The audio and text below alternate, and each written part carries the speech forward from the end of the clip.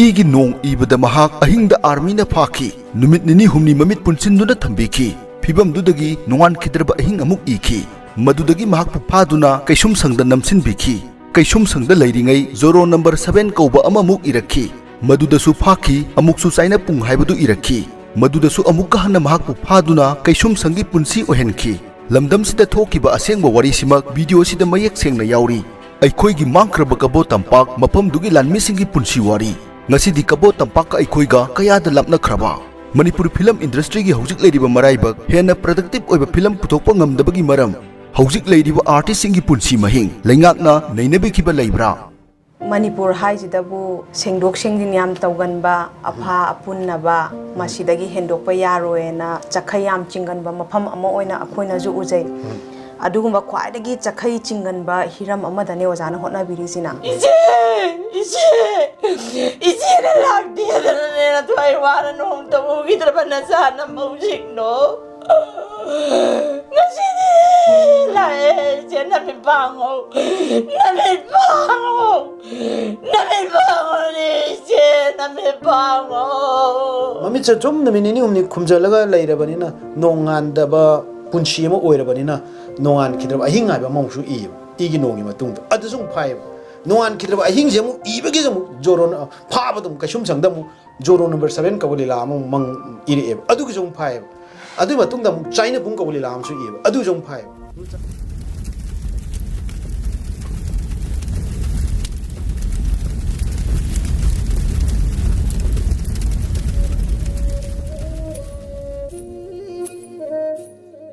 Oza mayamna hena thoina sakhangna biriba ozani achimba matam kya kai thokpituna RK production na matam pina bibagi dama oza bu thagachari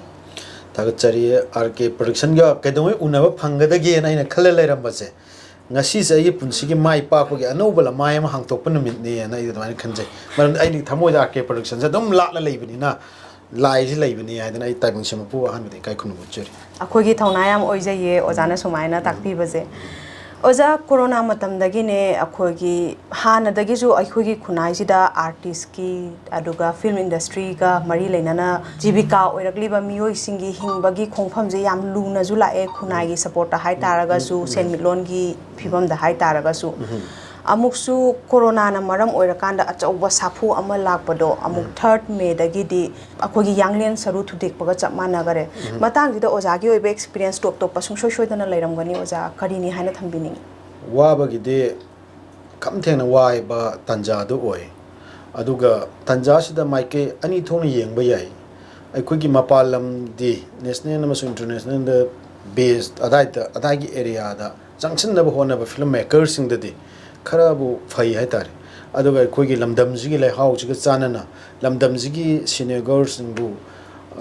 khudum channa ba hona ba filmmakers sing da di yamna awa ba polum mama lai ge ba tanja oi aduga loina film haiba sidati film du tholaga ubai wani isai yauri ni musician yauri ni adagi punamak haitare ni film sti loina punmanina mayam duna aidi guitar yon thui haiba yaukhala imni aidi khula yon thui haiba yaukhala ina daina ningba kaina kapningai tanja yam leigi adugi marak tu da filmmaker moina wari di yamna leiba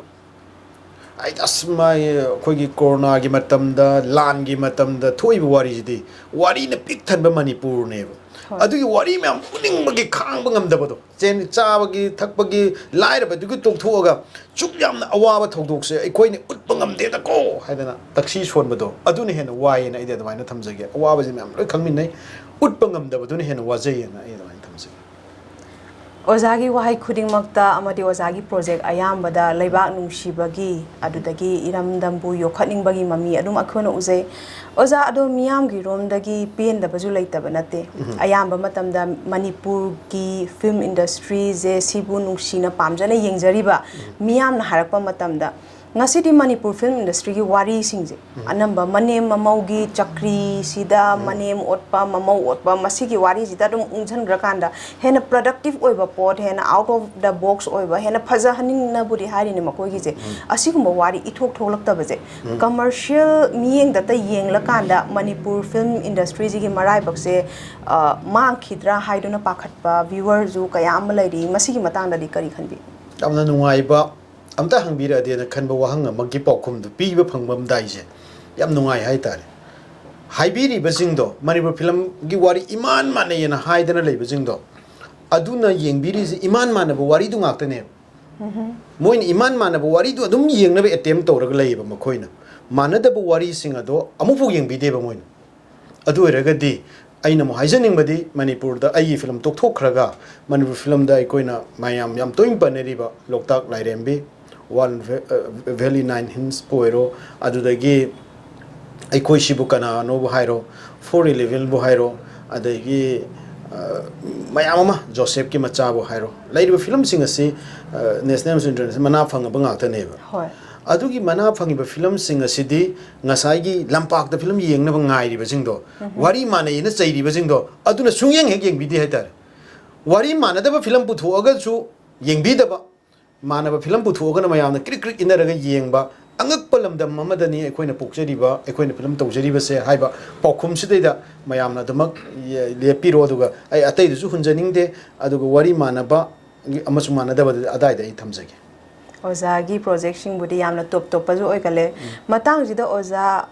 top top mahau ama pamli ba makhoina ozagi cinema singda lamba phangakta ba natraga ozagi cinema dugi advertisement na miyam jude yoba ngamda base production house ki natraga khoigi cinema kapi ba theater singi asigumba marak sida bridge ama gap ama leire na lojira natraga karini haina lojige maram se hojki du dam chumbam yore gap ama leire akoina yari makai hairiba aigi wanatana adugi team du leiriba film makers sing asina mayamda yamne hena publicity tawnaba attempt tawti haitare makoina mapalam gi kari gi khallaga miyam gi afaba film am puthokna ba khallaga leibanina bridge ama daida hangaga leiba publicity gi amal lei ani subada akoigi ngasai gi film puthok na ba honari ba singa sigi manungda su ngasai gi adugumba film gi producer sing adudi yareda manipur kapuronu ai kapuro hekta haibase ekhogi laibakta se ai ya sengba iran film se frak cine award ta best film best director tare ni notice ki hoina adagi mana du pikpa yai chawba yai aduna topa mo oigraga adagi kaino da akogi niri 9 international film festival da best kano jury mention award phangi aduga loinana ss manifa da nominee drama thoi changi aduga state award ta ju award mayam phangi khara yam hai basai lale khara phangi adu eragadi hairi basing adu luri badi producer aduna msfds da premiere show kap ki badagi hena atai da unta kap pi yade haide aigi film gi mahau do haide camera da ai koina red eri da aduga tongan ma khara phagat pa cine lens na kapa natraga cinema gi damda thola aba camera na kapa ba kare he na lever thadara ba film sing ase ai koi lampa ta kapro na producer na dalong lep thoki ba kanda director ojari ba aingon dati ai gi lever to di me ubidre ga na khan ba public na de uda ba my film tholak te hek ma hai ba adu gi laibak tu ne ai wonda thoi shi dagi ai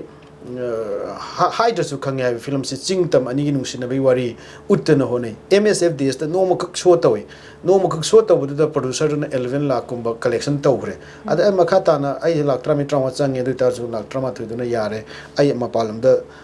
subtitle tawra tharage manipur kapirano hai sisu thengna ri producer du gi makha yamna ponba haidok phamdi leitaba ngase rk production na thola kan de haibam amdi leibani na haiba sai gi area jine na ai damaina thamjage aduga ngasai gi yamna awaba matam gi matang du deida ai gi aron buwari hariba film se covid manung si covid si yamna covid amsung corona gi yamna akan lan marak si gi waru kan se deida e film yar kador mane na kap na ba hona na kape kapa kan se de kano gi ngasai gi covid ki corona gi akiba du leiri bani na ayeng basing sina lapagi sangam name gi aitare aduna producer duna sumain tor ai miwa ta batare harge film si su market phangi di aitare aduga hairiba film si su award to the manipur state ki oina award adum phangi ba film oiba ai best film pa tare habe na te toan award khara adum phangi aduna live se manipur cinema si gi marai bak se aka kum yam na yana damaina thamjage hoza amukso oza film da sak oina thogliba actor actress pudi mayam ne hena sakhangna bagum tawe screenplay tawbiriba natraga direction pibiriba oza hoida di ꯈꯪꯅꯕꯒꯤ ꯆꯥꯡꯁꯦ ꯑꯣꯖꯥ ꯍꯣꯏꯅ ꯄꯨꯊꯣꯛꯈꯤꯕ actor ꯑꯦꯛꯇ꯭ꯔꯦꯁꯅ ꯍꯦꯛꯇ ꯍꯦꯟꯈꯤꯕ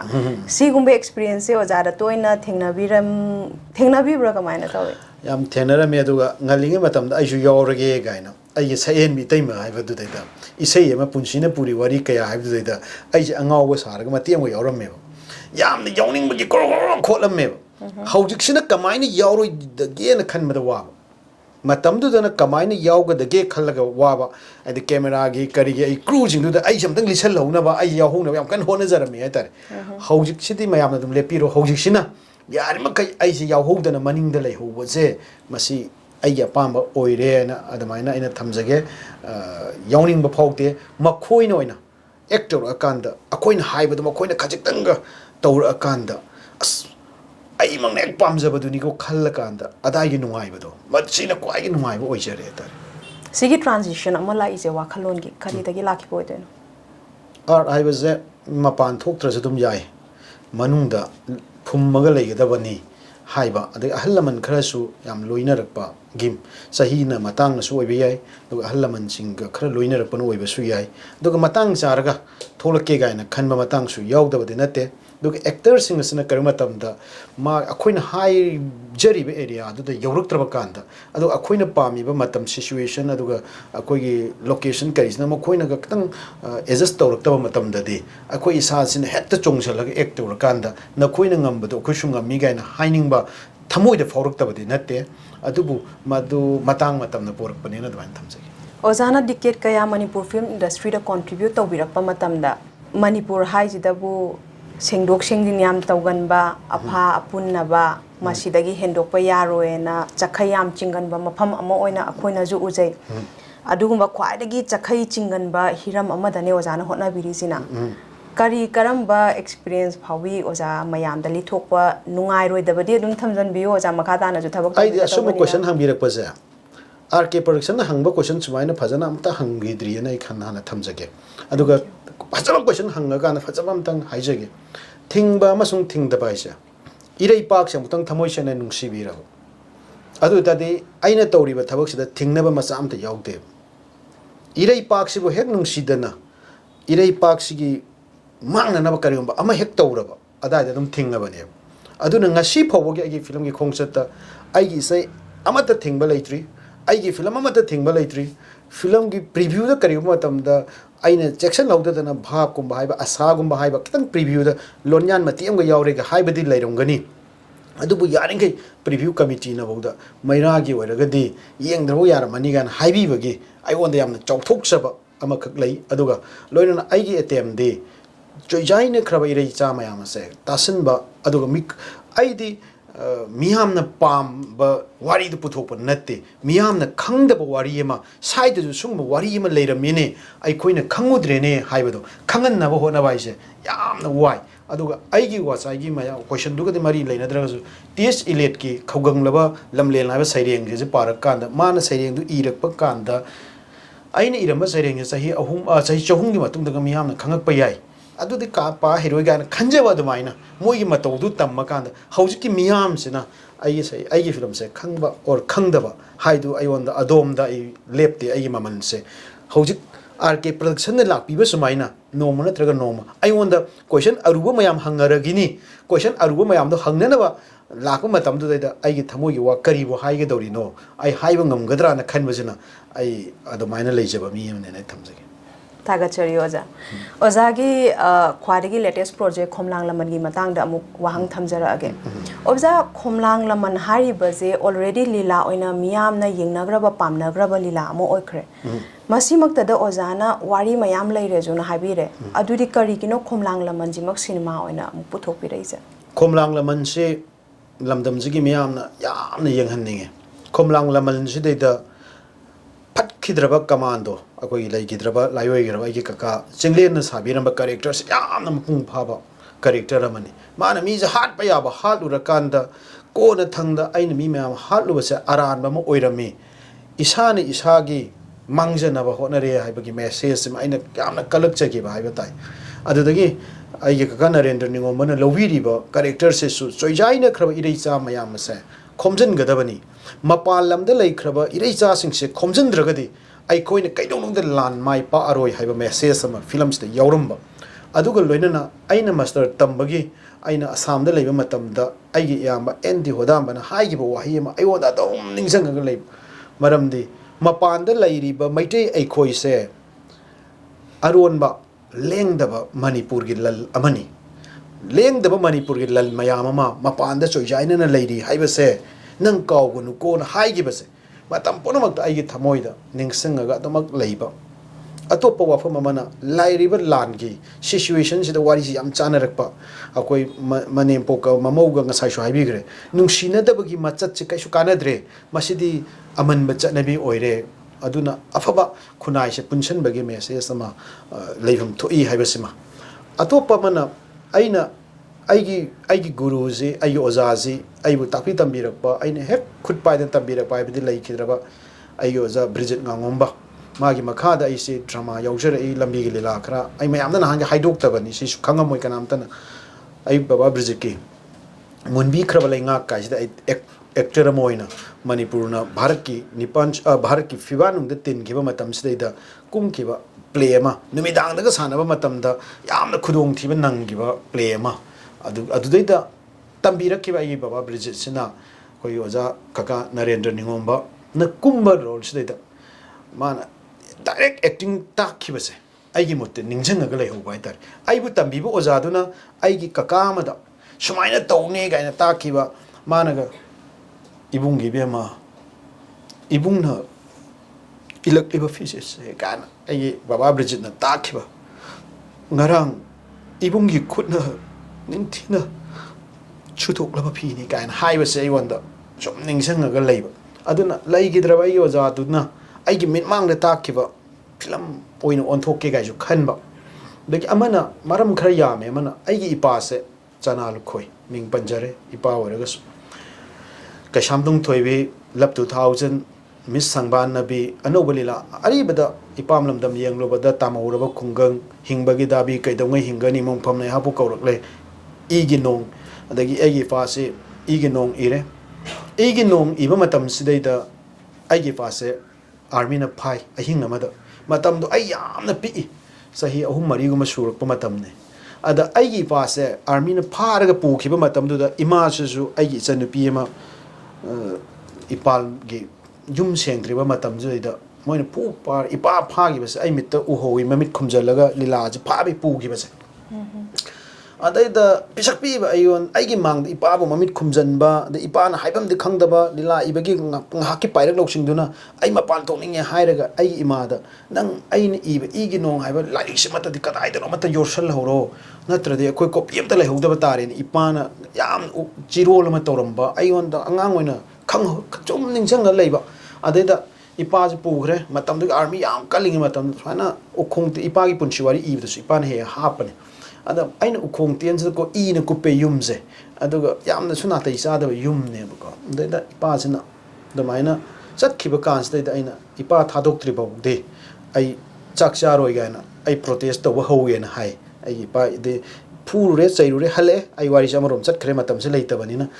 ꯑꯗꯨꯃꯥꯏꯅ ꯇꯧꯔꯒ ꯍꯜꯂꯛꯑꯀꯥꯟꯗ ꯃꯃꯤꯠꯁꯦ ꯁꯨꯝ ꯅꯨꯃꯤꯠ 2-3 ꯈꯨꯝꯖꯤꯜꯂꯒ ꯂꯩꯔꯕꯅꯤꯅ ꯅꯣꯡꯉꯥꯟꯗꯕ ꯄꯨꯟꯁꯤ ꯑꯃ ꯑꯣꯏꯔꯕꯅꯤꯅ ꯅꯣꯡꯉꯥꯟꯈꯤꯗ꯭ꯔꯕ ꯑꯍꯤꯡ ꯍꯥꯏꯕ ꯑꯃꯨꯛꯁꯨ ꯏꯌꯦꯕ ꯏꯒꯤ ꯅꯣꯡꯒꯤ ꯃꯇꯨꯡꯗ ꯑꯗꯨꯁꯨ ꯑꯃꯨꯛ ꯐꯥꯏꯌꯦꯕ ꯅꯣꯡꯉꯥꯟꯈꯤꯗ꯭ꯔꯕ ꯑꯍꯤꯡꯁꯦ ꯑꯃꯨꯛ ꯏꯕꯒꯤꯁꯦ ꯑꯃꯨꯛ ꯖꯣꯔꯣ ꯐꯥꯕꯗ ꯑꯃꯨꯛ ꯀꯩꯁꯨꯝꯁꯪꯗ ꯑꯃꯨꯛ ꯖꯣꯔꯣ ꯅꯝꯕꯔ 7 ꯀꯧꯕ ꯂꯤꯂꯥ ꯑꯃ ꯃꯪ ꯏꯔꯛꯑꯦꯕ ꯑꯗꯨꯒꯤꯁꯨ ꯑꯃꯨꯛ ꯐꯥꯏꯌꯦꯕ ꯑꯗꯨꯒꯤ ꯃꯇꯨꯡꯗ ꯑꯃꯨꯛ ꯆꯥꯏꯅ ꯄꯨꯡ ꯀꯧꯕ ꯂꯤꯂꯥ ꯑꯃꯁꯨ ꯏꯌꯦꯕ ꯑꯗꯨꯁꯨ ꯑꯃꯨꯛ ꯐꯥꯏꯌꯦꯕ ꯑꯗꯨꯅ ꯆꯅꯥꯂꯨꯈꯣꯏꯒꯤ ꯂꯥꯏꯐꯁꯦ ꯀꯩꯁꯨꯝꯁꯪꯗꯒꯤ ꯁꯦꯝꯒꯠꯂꯛꯏ ꯍꯥꯏꯇꯥꯔꯦ ꯑꯗꯨꯅ ꯑꯩꯒꯤ ꯏꯄꯥꯅ ꯁꯥꯒꯠꯂꯛꯄꯗꯣ ꯏꯄꯥꯒꯤ ꯏꯗꯣ ꯑꯩꯉꯣꯟꯗ ꯆꯪꯍꯧꯕꯗꯧꯅ ꯑꯩꯉꯣꯟꯗ ꯂꯩꯄꯥꯛꯅꯤꯡꯕꯒꯤ ꯏꯊꯤꯟ ꯑꯃ ꯁꯨꯝ ꯂꯥꯛꯄ ꯑꯗꯨꯒ ꯍꯟꯗꯛꯁꯦ ꯀꯣꯚꯤꯗꯀꯤ ꯑꯃ ꯀꯣꯔꯣꯅꯥꯒꯤ ꯃꯔꯛꯁꯤꯗꯩꯗ ꯑꯩꯒꯤ ꯏꯄꯥꯁꯦ ꯌꯥꯝ ꯁꯥꯊꯤꯅ ꯐꯤꯕꯝ ꯆꯥꯗꯅ ꯈꯨꯗꯣꯡ ꯅꯥꯔꯨꯔꯦ ꯍꯥꯏꯇꯥꯔꯦ ꯂꯣꯏꯔꯅꯤ ꯀꯥꯏꯅ ꯃꯤꯅ ꯍꯥꯏꯅꯕ ꯒꯨꯋꯥꯍꯥꯇꯤꯗꯒ ꯂꯥꯏꯌꯦꯡ ꯍꯟꯖꯟ ꯍꯟꯖꯟ ꯆꯠꯄ ꯑꯔꯣꯏꯕ ꯃꯤꯀꯨꯞ ꯌꯧꯔꯦ ꯀꯥꯏꯅ ꯃꯤꯅ ꯄꯣꯔꯛꯈꯤꯕ ꯑꯗ ꯏꯌꯥꯝꯕꯅ ꯀꯩꯗꯧꯅꯤ ꯑꯩꯈꯣꯏ ꯃꯥꯏꯕ ꯀꯧꯔꯨꯔꯁꯤ ꯀꯥꯏ ꯀꯥꯟꯗ ꯏꯄꯥꯗꯤ ꯑꯩꯈꯣꯏꯒꯤ ꯇꯝꯄꯥꯛꯇ ꯂꯩꯇ꯭ꯔꯁꯅꯨꯗ ꯀꯧꯔꯨꯏꯁꯤ ꯀꯥꯏꯅ ꯑꯩꯅ ꯍꯥꯏꯕ ꯑꯗꯨꯃꯥꯏꯅ ꯁꯨꯝ ꯈꯟꯕꯁꯤꯗꯩꯗ ꯏꯄꯥꯅ ꯍꯤꯡꯉꯤꯉꯩꯁꯤꯗꯩꯗ ꯏꯄꯥꯒꯤ ꯂꯃꯟ ꯃꯆꯥ ꯑꯃꯇꯪ ꯁꯤꯡꯕ ꯁꯛꯑꯒꯦ ꯑꯗꯨꯅ ꯃꯔꯝ ꯑꯣꯏꯔꯒ ꯏꯄꯥꯅ ꯏꯕ ꯋꯥꯔꯤ ꯑꯃꯠꯇꯗ ꯑꯩ ꯐꯤꯂꯝ ꯅꯝꯃꯒꯦꯅ ꯈꯜꯂꯛꯄ ꯑꯗꯨ ꯉꯁꯥꯏꯒꯤ ꯏꯄꯥ ꯕ꯭ꯔꯤꯖꯤꯠ ꯉꯥꯉꯣꯝꯕꯒꯤ ꯏꯄꯥ ꯑꯅꯤꯒꯤ ꯂꯃꯟ ꯁꯤꯡꯕ ꯁꯛꯄ ꯑꯣꯏꯅ ꯑꯩ ꯈꯣꯝꯂꯥꯡ ꯂꯃꯟꯁꯤꯃꯗꯤ ꯄꯨꯊꯣꯛꯑꯒꯦꯅ ꯈꯟꯕꯅꯤ ꯑꯗꯨꯒ ꯑꯩꯅ ꯈꯜꯂꯤꯉꯩ ꯇꯟꯖꯥꯁꯤꯗ ꯂꯥꯟꯁꯨ ꯂꯥꯛꯁꯤꯜꯂꯕꯅꯤꯅ ꯏꯃꯥ ꯂꯩꯄꯥꯛꯀꯤ ꯂꯃꯟ ꯁꯤꯡꯕꯒ ꯑꯗꯒꯤ ꯑꯩꯒꯤ ꯏꯃꯥꯅ ꯑꯃꯨꯛ ꯄ꯭ꯔꯣꯗ꯭ꯌꯨꯁꯔ ꯑꯣꯏ ꯐꯤꯂꯝꯁꯤꯒꯤ ꯑꯩꯒꯤ ꯏꯃꯥ ꯄꯩꯁꯥꯗꯤ ꯂꯩꯇꯦ ꯍꯥꯏꯔꯒ ꯏꯃꯥꯒꯤ ꯐꯤꯖꯤꯗ ꯀꯩꯊꯦꯜ ꯐꯝꯃꯨꯔꯒ ꯄꯤꯖꯔꯛꯄ ꯂꯨꯄꯥ ꯂꯥꯛ ꯑꯅꯤꯈꯛ ꯏꯃꯥꯅ ꯐꯤꯂꯝꯁꯤ ꯄꯤ ꯑꯗꯣ ꯑꯩꯒꯤ ꯃꯔꯨꯞ ꯃꯄꯥꯡꯁꯤꯡꯁꯤ ꯀꯃꯥꯏꯅ ꯇꯧꯁꯤꯒꯦ ꯍꯥꯏꯔ ꯅꯪꯒꯤ ꯑꯔꯩꯕꯈꯩ ꯄꯨꯊꯣꯔꯛꯑꯣ ꯑꯩꯈꯣꯏꯅ ꯑꯔꯩꯕꯈꯩ ꯈꯥꯏꯅꯔꯁꯦ ꯑꯗꯨꯒ ꯐꯤꯂꯝꯁꯤ ꯅꯝꯃꯁꯦꯅ ꯍꯥꯏ ꯀꯥꯟꯗ ꯐꯤꯂꯝꯁꯤ ꯂꯥꯛ 13-15 चंग फिल्म नि इमाना लाख अनि पीरग ओइबदि याब नत्ते मसिदि आइना ngasi खंजरे मदुदि इमा इपागी थबकसि मच्चा मोइना थमोइ सेंगना तौगे हारगदि ताइबंग से मपु हाइबा मदि लैरि अदु ताइबंग से मपुना फिल्म असे पुथोकप ngमहनबनि अदन आइ अदमाइना थमसगि Makhatana miyamna su sungsoi hena pamnaba Manipuri feature film ama haibadu Khomlang Laman oirakani haibasisu RK production gi thajabani oza budget ozana haibirepado Manipur film industry gi oinadi changchatta dum wangna leiraba budget ne na laujage akhogi wakalonda ngasai oza chinglen na kumgiba role to adu hauji Khomlang Laman cinema je gi oinadi kanana law akoida Ratan Mukhai na khangnaba ai nausina kumme Mayam Pazan actor yana yadwana Tazabatamse. Aduga Lila do the Yaudaba Karam Karamba character, Nataga Karam Karamba role, Nataga Karamba Wari upon expect away. Lilas de Akogi Itoyi characters. Masima Pum Palang Nabahonabada. Mana social activists ne Harga Lila do the Mayum Panjale. Adu the Mana Kadai Kadai the Kari Tabuk Rugi have Utpamato Tarpanina. Adu I do Utna Nabahonabada. Ima Sorojini, Adagi. Hapsel aga adagi sumang lagi aigi yamai bombi hapsel aga anda yamna nata isa da family ga se mayam urakani na admaina thamjage aduga lilas de the film on thopa matam da di chinta mani lutta hore haibatu lila da di stage da yaido tampak da yaido akoi uttaba yarakta sumaina tawba yai aduga amana akoi gi aigi maruf denina akoi gi sariba kanosi aiga ka narendra ningombana lobiram baduni masigi yamna akoi da laibuk pha hoba mana hauji se mayam more chatpa ngamdre adagi tumu lanjan bangamdre ada akoi na masigi lanji lamda gi lanji lakada ba ikui kuidringai marak sida koi kem tawraga koi gi narendra ningomba eka kana sabi ba character ron se akoi deni si puraga loina namjaru na maram oraga film masida akoi Kabaw Tampak ki asengba masak aduga tumu manungi akoi gi lanmi singna manung da kamaina leiri haibase film sida yamna mapung phana utpangam gadaba amakak Madugi Chautok Saba, More at Pangamdra, Matams data, More Akoibagi, people Makon Utpangamani and Ayadamina Tamsaki. Ozana Habi Rakliba Wapam Ase, Laiba Pibam Zida, Mioi Karadadi Kariam Nabo in a Tom Bazuya, Mioi Karadadi, Yam Nehene Yanging Bagi, Harau Baduzu Lairambayai, Aduga Angan Bamatamda, Langak Madi Mari Lainabo Authoritina. Waze Kangna, Mayam, Ngasai Chatpa, Pang Kidraba, Mapamsing, Dosung Shodana Pubinaba, Panghan Binaba, Akoi democratic right to Akoi Johan Binaba, Akoi Romdagi Leptan Hajari, Oza Manipuri Ama Oina, idea of Manipur Kindara Pagimami, Ama filmmaker, Ama Oina, Ozana Hena Jukangbi Ramgani, Adagi Ozagi Wakalonda, Haina Balay, artist Amagi Tamoise Yam, quite again a Tolen, Haina Balay, Yam emotional Ju Oiganba, Mayamna Udaba. Mapamda ju hena hanjanna manungi saktam ubangam bagi talent ama artist ayam bada legale haujik lairiba irang jida Manipur gi fivam jida kayam kuina irang je changjan gini kari tauragari phagani haibagi wakhalonda ojagi amakpa leitraba artist amagi pukchel da leiba wafam dom da thambi aikoi thenari ba lan haibisidi loiba leiroi aduga aina suai gi yamba Rajendrona sakpi ki baisai ngamnaba lanfam se aibasida aroiba lan nate koina thenari se landi yam lakhini na dum ijabani ai isai su khaga ijabani na ada soi mayek ta panjabani aduna thenari ba lan sigi lotion se hairagadi aina mamang na su tamjaba ihan hanbada ai laiwa ma khak leijai aina aigi iramdam aduga ai khoi Manipur na leirammi base phamen phambina hal leiraktabase Masi Aikogi Lan Horuknabagi Maru Maramamane. Adun Aikogi si Laikai Mada Yuma Yankai Lady and Kalaji, Yum Yankai se, Ahana Wayan, but Yumamata later. Angangna, Adagi Imai Bensingna, Kanana, Yumsi Chukli Pairibage, Yumsigi Pamian Kanana sent, Pambiga Doribage, Hyber to the Adom Doin, I taught say, a died Tamata, Aruba Rasantigi, area Adun Sanction David. Aduna. I koi hoji mapi mapa late tabagi angang song nabagi I kudong sabasi lahona but a honaba lambi da kaithen phammi baji tan khairaga ne ta saudori dubu lambi da kaithen phammo habigi ayaba na kanana piri ba lambi da pot yon ba dudi aikuna leida bagi thamoi dadi nungai ta ba adugo lambi da kanana pot yon ba ayaba na piri ba adugo lambi da chatli ba mi mayam se pot tu leiba ngama ba mi ngak tara pot leida bagi da makta aina gari thongna kappi ba do adu di kanana khangbi som da di gari du khamam dre na di pot yoli bising du na haibi ram gani adu ai khoi na gari du khamam da na chat pa du di gari thaw ha yaw da bagi gari driver anek pa driver oiram bagi natraga ai gi saming chaningai leita bagi kham da di khamaro ye hana chat kar kan da sintha da ba mit ki pi ma thamoi da matam puna ma kap pa ga leiri ba se mi amana amatu unadre manipur ai ba se ai gi iran se kau tho aga mi won da maran thangjin ba loi hainare adun ihanan mate lan solution je aragadi ai isa gi iran se isana khanga kanda isa gi tawphum thoi thau tongnaba mi bu lan na khanadaba haiba ai gi pandam je la agadi lan solution ba yagani lan haiba se de luching ba ma legadawni luching ba ama khakta na lan lotion lakadawni lan di lan mi na thengna gadawni adu ai khoi se luching bi na ba leitabani na lan de loi ba khamba leiroi haiba ai gi thamoi da bain thamsaki yamna aruba wafam kaya ozana yam tena yam artha leina jo habigre oza thagachari ozabu इरैबाक इजातिगिदमक अखोई करी तौफम थोए अफबना करमदा फत्तबना करमबनो हाइबसिमक मयेक सिंगना ताकलिबा ओसी मैरागी top top फिल्मनी खोमलांग लमन film से कैसुम संगी पुंसी ओरिबा चना लोखोइना इबा ताइबंगसिदा तोइना थोखिबा अमदि थोकलिबा reality ओइबा story नि जुन कुनमाथोय MSFDS the premiere show उटकदौरिबा फिल्म सिदगी इजाति असिगिदमक थोइदोक हेंदोकपा इथिल अमदि सोइदना फंगलगनी हाइबसि RK प्रोडक्शन गिसु थाजबनी इरांग सिगी हेक ममांगदा लौजा होबा कबो तंपाकी ममी कियासु फिल्म सिदा उबा फंगबिगनी इमा हंतक ओजा ओसी मैरागी ख्वाडी इनौ नौबा सिनेमा हाई तारगदी खोमलांग लमनजे ओइरगनी नत्रा खोमलांग लमनजे मसीमक सुमांग लीला ओइना लैखिबा खोमलांग लमनदुगी एडाप्टेशन ने नजु लौजगे अदुबु इमाना सिनेमा असिदा लौबिगदौरिबा रोल लोन थोक्तबी इमा अमगी रोल जे मसीदी हाना की अखोगी लीला वारी अदुददी यावगिबा नते मसीना कमायना तौबनो फिल्म जे लोइना लोरबने अदुबु सिगी मते जतंगदी हारग माना खोमलांग लमन हारिबसिदा इमा जे लोन सु थोक्तबी साइन ने इंगितना मिटना नाना सनबी हनुबी अमनी यामना नंगबा लाइरबिनी फनेक फिजे फिगाई से पिचानिंगाई थनिंगा लेतबे इमुंगनी अदुदा इमागी अमुंगसु इचानुपा ओरिजिना कमाई तौगे हाबेदा खोइगी अमुंगसु डिसफिगर सु ओइरे इचादुना मरोन थो कइनो तौदबा सोइनाइबो ओइरा ममादना मरोन थोकदबा अनि जि फाउनरंगदबा पाउजिबु इबेमा लुद्रने फिल्म दुदी हयेंग थोला कांद खंगनी इमाना हैरुबगी तौबगी नते इसा ओसीना सी मतेक्सिदा इमा तौबियु हाबदुरे इमादी चुमना खतंग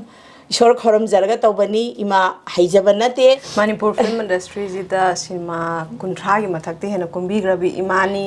अदुगा इमानाजु हेना खंबीरे मणिपुर की फिल्म इंडस्ट्री हौजि लरिबा इचेल जे इमा होय अदगी इमा गुंबा मणिपुर फिल्म इंडस्ट्री सिबु नुंगसिरा कांदा योखत निंगबदगी होनाबीबा जे तसेना थागत निंगाइनी ममदे मपान लमगी फिल्म इंडस्ट्री न फंगिबा पैसा फंगबा नते इमाना हाबिगिबदा होय सिनेमा कुमकुमना अतोप थबा इंखांग मयाम जु पांगबिरे हाइबदो अस इबेमा मियबाजे हुजि मणिपुर मैतै लेबाक्सि याम थिना वारबा मतमनिको चानिंगाई थनिंगाई एखोइना रिलीफ केमदा लेते हाइबा खक्ता गायरबनिको इमागी युम मै थादे अदेगी इंगोन मै थादे एखोइ चेंदे चोंगदे हाइबदा गायरबनि खुनाइजि याम थिना वारबा मतमनिको इबेमा ओजा अहान बलाक चनिंबा वाहंगजे यामनाजु खंगनिंबा अदगी मयामने हेक ताबदा मयामनाजु हेना थोइना खंगनिंबा क्वेश्चन अमदि ओइरनी ओजा सिंगर न पामजारी जे यारिंगे इसै यामना सकपा अदुगा याम कनोगी अफावबा अखोगी डायरेक्टर सिंगजिगी सिनेमा जिदा यारिंगे इसागी इसै यावहनबजिनेबा मिदि थवैना वानोमनरिने अदुदा ओजा ओसी मैरागी खोमलांग लमन हाइरिबा अनौबा अखोगी लीलादगी सेमदोकपा सिनेमा जे सीदा यावरिबा ओजागी इसै जे ओजाना कअजी ओजा इसै जे कक्थत पिरो सिनेमा जे लोनमक सेम लोइबा तुंगदे इसै जे कक्थत पिरो ना वानोमे हाइजे कइगे याम नुवाय क्वेश्चन मसे अइना फिल्म से अखोइगी मोइना लोयरबा मतुंगदा हाइतारे फिल्म से मोइना सुम अखोइगी फिल्म सिदा एक्ट तौरिबा अदुगा फिल्म सिगी मयाम सिंग हाइतारेने सी सिंग से तौरगा अहलमन सिंग तौरगा मोइना अमतंग कापथोखि फिल्म सिदा अई सही याव हाबगी अइजु हराउंदना चचरुगा येंगु कानजिदा ngasai gi ayu wakan je film do the henda film do gi magi sanariba artist singi magi leizabi thadana unariba talent leizab sing uthoraga wari duga chu sanaraga haitare ne adu da ai sei je isana khanjaba yawani sidi public ki di khangte value yaw da dawna haitare ne isana oina ai sa da faujaba do adamaina faugi baita adaina yenglo kan tholpa gan da oza mairana wari sum sana da soda isai je idi lau thoni da hai bne bo zamirada hai di koina khangjab da oza maira gi cinema re yaw isai sing je matam khuding mak hit yam oigalle hoi aduga oza maira na yarane na hapkhiba isai amada oza na mudu maina chingna bo poklai je akhoi thajaningai machak ti sungoi oide adu ta su miyam na hayeng hena judge tawbada nungai na ba oza na kakhaningi ba isai do adu line ani muktang sakpi ba yagadra yani isai se ta seng badi isai se hoji YouTube ta release tawdri mayam da thadok tri ba isai madi oi wang bagi mapal nai drava nong dol bunak na uvagum lairi voi ningi nak na nong si vinang na thamoida sima tek sidang kudol dam jage yam phajare oza yam nungai jare oza na ngasi phawwa isai yankhai hena sakhiba je phongba madi phongdriba para kanda India gi atopa movie industry da isai ama sakpada lak asuk logre ga haibado isai si gi kaino gi payment je lak asuk ni ga na singer da piba je playback singer da piba je thamoi da kari phawbi mase amarom da budi hoi mioi ba je paisa gi kaino adum loina pamna ngaktani paisa she loina kaino ngaktani tawda bu ai gi wakhalon khak leije ai di aina khalle ai hayeng aina sigar kan dai tare aina leigidraba matamda ai gi mami ai gi khonjel sise manipur ko ba lamdam masida ai ma hingami ai ma pomi haibagi haitare khudam se am pamjaba haitare ai gi ona ngasi phawda cinema kaya mukta madi isai kaya mukta sumana costume designing tawbigra film da more than 20 aduga music video album da around 100 mukti 100 plus tile mane khanjai ngasi leiriba mafam jigi boutique sida akoina uri je akogi traditional element mayam leire masida fashionable touch amaju yam leire ado bachu gi boutique ta leiriba potlam mayam je akogi phaijom rani phi angang macha gi ju akogi inat ki oiba potlam mayam amaju leiri je yam kayam affordable oige micham amagi ming dagi natraga akogi film star singi fashion designing tang tawbigena khalibra Mr Universe ki tang tawbigena khalibra natraga akogi micham sing da jo affordable ohen bibra kamai tawe ai da shek pagi ai dress sing di lo da dum adi middle family low family have like te lo da use to bangam ngak ta dress yam ai affordable ne boka yam minimum rate ta ke dum ai thazeraga head aba puk lai che dum minimum hai je kaya dagi khwadagi homada pot kaya dagi hawala yana lawjige 800 700 sidagi pitch amada per cloth pitch amda idagi hawen lisi bachu khomlang laman movie je sige ju bachu na kaino gi akoi costume design tawbiri masida challenges na traga khwadagi mayam da khena khanganingba tangka kari lege costume gi matangda film asida ko atum kari character runa pibira ep role sing du gi dressing se ai thibada awabam ti oiki kagi no habada artist su yam meba mati mau makta da ahum da ke se maya mama sa da ki mama atuba bok su yam yauri ka se da sigi film character se da ai dress yam yam to gi se ithoi gi se yam ki hadi mana hadi le sabi da gi na mau bokki dress ai da pina khona bada do ke matik yam wagi hadi sut chana ba da gi imung do kitang nungai ba imung di oi ai oi khallen ko luhongi be imung se du na man se ki bu anobi gi su oi ba dress se sut ta ai di leiram da na ai na yum da gi mu che la ga lawru ba khot ba yam yaw kre marakta aduga film asida चे बेनाउना इनगदो फिलिसे अदे इथोइदगी अमखक पीखीबा अदो अखोई दामेराना याम फजाबा फी अमखक नंगी दुकानदगी ओसो boron हारपुदा इजे फी फजाबा अमखक आई वांखैदी ओगदबल Hong चटपनिना अदो वांखै फजाबा अमखक आइना सुम योनबदे याम नुंगागदो पोल अमखक तंगदी आई अदु पूरगा इहलेबा यामनसु फजै से बेनाउ जाम पक्सेकी से बेनाउ जाम फजै खोलेगन तोइबियो अदुदा इलिबा फी मयेक्तो आइना यामना हाइदि कइनोता इंजगेना थंबने सोगुममदा हाइदि उचेक मचा तरगा वंखैसिदा साबनेबो दो आइना येगा फिसाबिदगा तवरगा पीरगा हाइदि वारी खरदि लेनाके मनुंगदा अदुमाय थमजबा फी अमखक इन चेबेनाउदि इंजनहनकी अदुगा नुमित निनी ले